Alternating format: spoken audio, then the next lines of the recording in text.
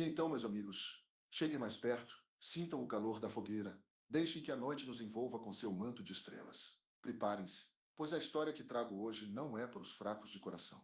É sobre uma casa muito peculiar, uma casa que dizem muda de lugar quando ninguém está olhando. Era uma vez, em um vale escondido entre montanhas altíssimas, um lugar onde o sol hesitava em alcançar o chão, um lugar envolto em névoa e mistério, existia uma pequena vila chamada Valenumbra. As casas ali eram antigas, construídas com pedras cinzentas e madeira escura, como se a própria vila estivesse tentando se esconder da luz. E no topo de uma colina, não muito distante da vila, mas também não muito perto, erguia-se a casa.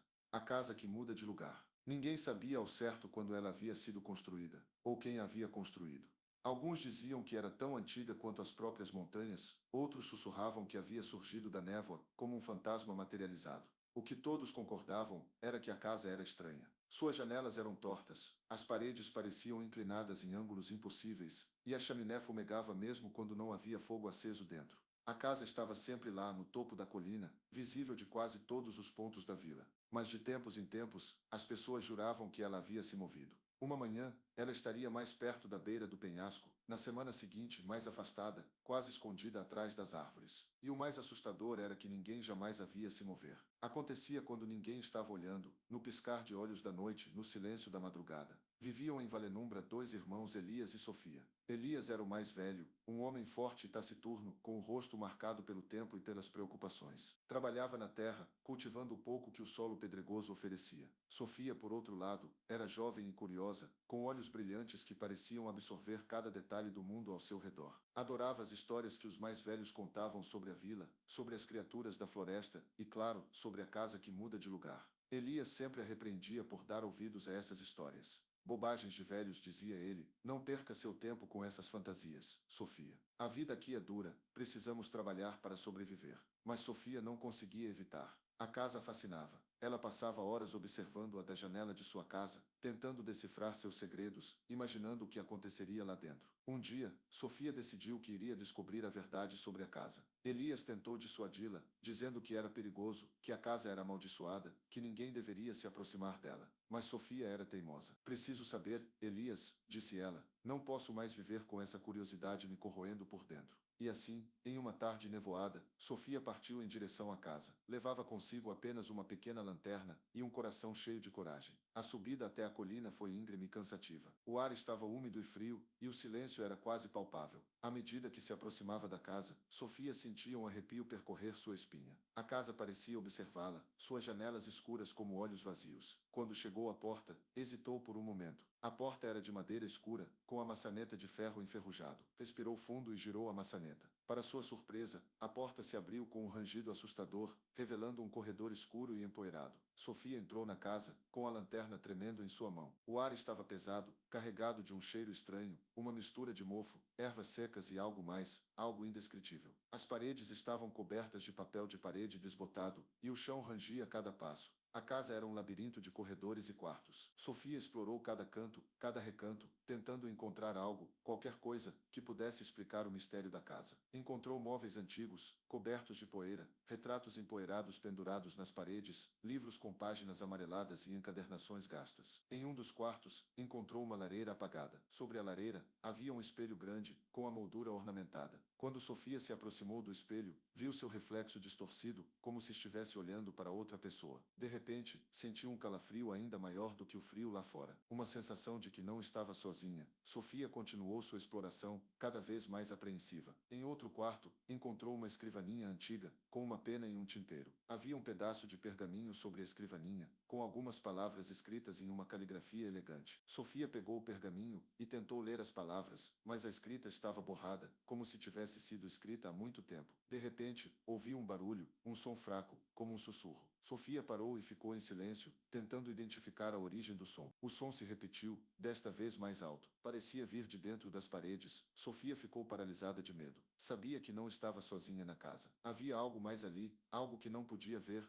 mas podia sentir uma presença maligna, observando-a, esperando. Com o coração batendo forte no peito, Sofia decidiu que era hora de ir embora. Não queria mais descobrir os segredos da casa. Queria apenas sair dali, o mais rápido possível. Enquanto corria de volta pelo corredor, ouviu um estrondo atrás dela. Olhou para trás e viu que a porta do quarto onde havia encontrado a escrivaninha estava fechada. Tentou abrir a porta, mas estava trancada. Sofia entrou em pânico. Estava presa na casa, com o que quer que estivesse ali dentro. Começou a gritar por socorro, mas sabia que ninguém a ouviria. A casa estava isolada, no topo da colina, longe da vila. De repente, as luzes da lanterna começaram a piscar. Sofia tentou sacudi-la, mas a luz se apagou completamente, mergulhando-a na escuridão total. Agora ouçam com atenção, pois o que aconteceu a seguir é o que realmente faz desta história algo para ser contado ao redor da fogueira em noites como esta. No escuro, Sofia sentiu algo se aproximando. Um sussurro frio em seu ouvido, uma respiração gélida em seu pescoço. Ela gritou e cambaleou para trás, batendo em algo. Era uma parede. Ela estava presa. Então aconteceu. A casa começou a tremer, não um tremor suave, como um terremoto, mas um tremor violento, como se estivesse sendo sacudida por uma força invisível. As paredes rangiam, o chão tremia e o teto ameaçava desabar. Sofia caiu no chão, aterrorizada. Fechou os olhos e esperou pelo pior. Mas então, o tremor parou. O silêncio voltou, tão repentino quanto o tremor. Sofia abriu os olhos lentamente. A casa ainda estava escura, mas ela conseguia ver um pouco, através das frestas nas janelas. E então, percebeu. A casa havia se movido. Ela não estava mais no mesmo lugar. As janelas não mostravam mais a vista da vila. Mostravam algo diferente, algo que ela nunca havia visto antes. Uma floresta densa e escura, com árvores retorcidas e galhos esqueléticos. Sofia estava perdida. A casa havia levado para algum lugar desconhecido, para um lugar sombrio e perigoso. E meus amigos, é aqui que a história fica ainda mais estranha. Sofia passou a noite na casa, tremendo de frio e medo. Pela manhã, quando o sol finalmente nasceu, ela saiu da casa e se aventurou na floresta. Caminhou por horas, sem saber para onde estava indo. De repente, ouviu um som familiar, o som de um rio. Sofia correu em direção ao som e, em breve, chegou à margem de um rio. E então, viu, do outro lado do rio, erguia-se a vila de Valenumbra. Mas algo estava diferente. A vila parecia estranha, como se estivesse vista através de um véu. As casas eram tortas, as pessoas pareciam fantasmas, e o ar estava carregado de uma tristeza profunda. Sofia atravessou o rio e entrou na vila. As pessoas a olhavam com espanto e medo. Ninguém a reconhecia. Sofia foi até sua casa e bateu na porta. Elias abriu a porta, com o rosto marcado pela tristeza e pelo cansaço. Quando viu Sofia, seus olhos se encheram de lágrimas. Sofia,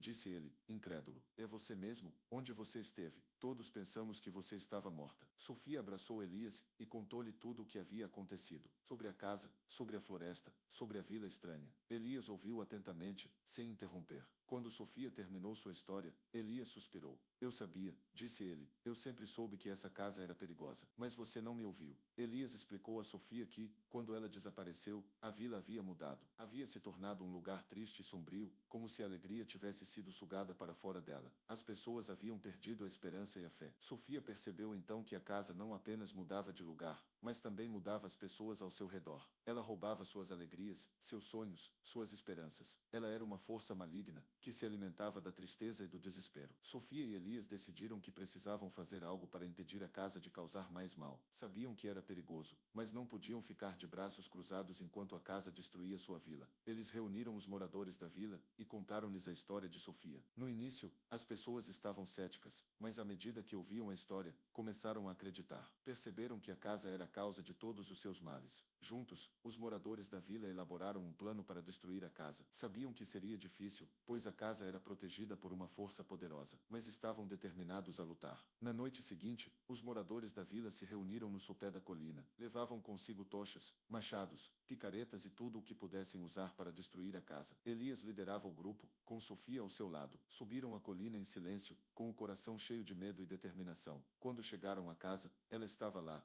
imponente e ameaçadora. As janelas escuras pareciam observá-los, e o ar estava carregado de uma energia maligna. Elias deu o sinal, e os moradores da vila atacaram a casa. Jogaram tochas nas paredes, derrubaram portas e janelas, e tentaram derrubar a casa com machados e picaretas. A casa resistiu, lutando contra eles com todas as suas forças. As paredes tremiam, o chão tremia, e o ar se enchia de gritos e maldições. Sofia e Elias lutaram lado a lado, com coragem e determinação. Sabiam que estavam lutando não apenas por sua vila, mas por suas vidas. De repente, um raio atingiu a casa, incendiando o telhado. As chamas se espalharam rapidamente, envolvendo toda a casa. A casa gritou, um grito agudo e horrendo, que ecoou por todo o vale. E então, desabou. Os moradores da vila comemoraram, aliviados e exaustos. A casa havia sido destruída. A ameaça havia acabado. Mas a história não termina aqui, meus amigos. Há mais uma reviravolta. Na manhã seguinte, quando os moradores da vila voltaram à colina, não encontraram nada. A casa havia desaparecido. Não havia ruínas, nem cinzas, nem vestígio de que a casa alguma vez tivesse existido. A colina estava vazia, coberta de grama verde e flores silvestres. O sol brilhava intensamente, e o ar estava cheio de paz e alegria. Os moradores da vila ficaram perplexos. Onde havia ido a casa? Teria sido apenas um sonho, uma alucinação coletiva. Mas então, Sofia percebeu algo. Olhou para o céu